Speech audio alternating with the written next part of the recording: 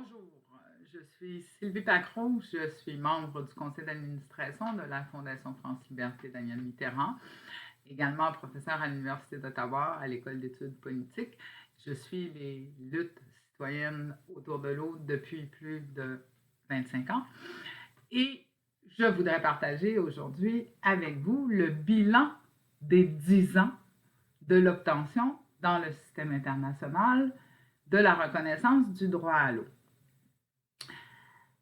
Si je souhaite faire le bilan de ces 10 ans, c'est aussi, dans une certaine mesure, pour nous rappeler que les luttes que nous avons menées pendant 20 ans avant l'obtention de la reconnaissance de ce droit en 2010 ne visaient pas seulement le droit humain tel qu'il est défini dans le système juridique international. Pourquoi?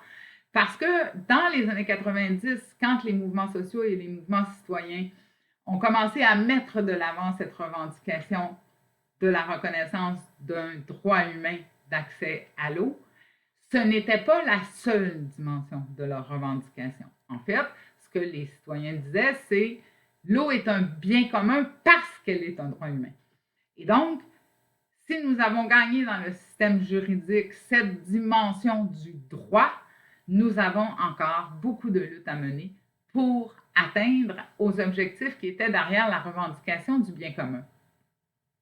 Les droits humains dans le système international, on le sait, on le savait avant le droit à l'eau, n'ont rien pour s'opposer à la logique de marché, à la logique marchande. Au contraire, si on regarde bien dans le système international, on s'aperçoit que même si le droit au logement est reconnu, c'est le marché qui fournit le logement.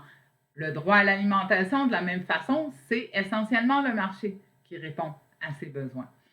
Et donc, le fait de faire reconnaître le droit humain d'accès à l'eau ne répondait pas à l'ensemble des revendications qui étaient mises de l'avant. Et on peut constater que dans les derniers 10 ans, si effectivement la reconnaissance du droit à l'eau nous a permis des victoires pour l'accès à l'eau des plus vulnérables, comme la lutte que la Fondation a menée contre les coupures d'eau en France, comme les décisions de la Cour suprême du Botswana pour donner accès à l'eau sur leur territoire aux Bushman, ou la Cour suprême d'Israël pour donner accès à l'eau aux Bédouins. Par ailleurs, l'accaparement des ressources en eau, elle, continue et même s'accélère sur la planète. Pourquoi? Parce qu'il n'y a pas que la dimension nécessaire à la vie au quotidien, le fameux 50 litres par personne par jour qui est considéré comme raisonnable par le système juridique des droits humains, mais un usage, des usages nombreux et importants de cette ressource vitale qui ne tiennent pas compte du fait que c'est une ressource limitée. Quand on parle d'accaparement, on s'aperçoit qu'on tombe rapidement dans le domaine de l'économie et que ce que l'on peut constater à partir de l'eau, ce que les militants et les militantes disaient dans les années 90 en termes de protection des ressources en eau est vrai pour l'ensemble de notre environnement. Ce que ça veut dire, c'est qu'on peut, je parle du Canada et donc c'est un exemple flagrant, au Canada, l'eau est suffisante pour donner à la fois accès à l'eau à tout le monde, même si les populations autochtones ne voient pas ce droit rencontré comme tel à l'heure actuelle, ce n'est pas une question de manque d'eau, mais on peut à la fois répondre aux besoins des populations et utiliser l'eau pour plusieurs activités par ailleurs. C'est ce problème particulier qui est un problème éminemment politique auquel nous sommes confrontés actuellement et que la reconnaissance du droit humain à l'eau dans son cadre juridique ne pourra jamais régler à lui tout seul. Les droits humains doivent être mis en œuvre. Ils exigent donc une manière de gérer, de gouverner ce qui est nécessaire au droit. Et la revendication du commun s'agissant de l'eau visait précisément à dire cette exigence. Nous voulons que ce soit les sociétés qui démocratiquement décident de l'usage des ressources, des choses, quelles qu'elles soient, qui sont nécessaires à la mise en œuvre des droits. Une fois cette première dimension reconnue dans le système international, elle ne nous permet pas de nous opposer à ce que l'ensemble des ressources soient, elles, transformées en marchandises. L'eau accaparée par Nestlé, l'eau accaparée par les compagnies minières pour exploiter leurs mines, etc., etc., n'est pas concernée, n'est pas visée directement par les cadres juridiques existants. En tant que citoyenne, si la question de l'eau retient autant mon attention, c'est qu'elle est illustrative, dans le fond, de la bataille politique fondamentale qui lie droits humains et enjeux écologiques. À travers l'eau, on est capable de se rendre compte que si on traite l'environnement comme une marchandise, on n'en sortira pas. C'est exactement là où notre système politique et économique nous mène actuellement.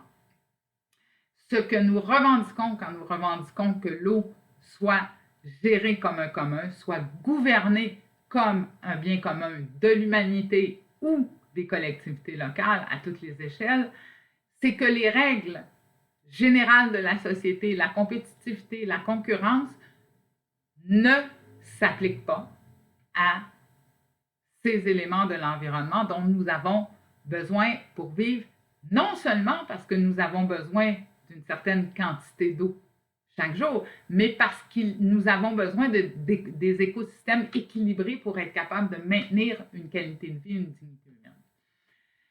En ce sens-là, la revendication du commun pour les prochaines années risque d'être effectivement plus importante dans une certaine mesure que cette première manche que l'on a gagnée en faisant reconnaître le droit d'accès à l'eau, parce que le droit d'accès à l'eau ne contredisait pas les règles du système en place. Or, la reconnaissance du lien entre les enjeux écologiques et les enjeux de droits humains pour le long terme va exiger que nous sortions tout ce qui est nécessaire au droit de la logique marchande et capitaliste. Notre système économique est fondé sur l'exclusion et sur l'accumulation. Or, l'accumulation fait en sorte que la dilapidation des ressources en eau n'est pas un problème pour notre système économique. Parce que ce qui compte, c'est les profits que l'activité peut permettre de générer.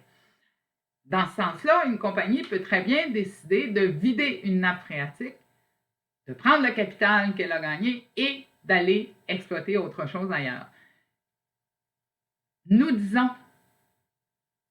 que les usages de l'eau, parce que l'eau est une ressource vitale et limitée, ne peuvent pas être déterminés par cette logique de marché. C'est aux collectivités humaines de décider d'une hiérarchie des usages à partir du moment où on est capable de voir que l'eau est une ressource limitée.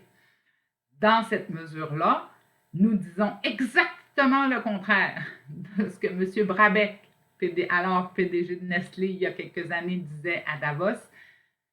Lui disait, les enjeux de l'eau, c'est de répondre à tous les besoins. Nous disons, l'enjeu de l'eau, c'est la responsabilité humaine de décider collectivement quelle priorité donner à quels usages. Les batailles de l'eau sont donc aussi fondamentalement des batailles démocratiques que nous aurons à mener dans les prochaines années.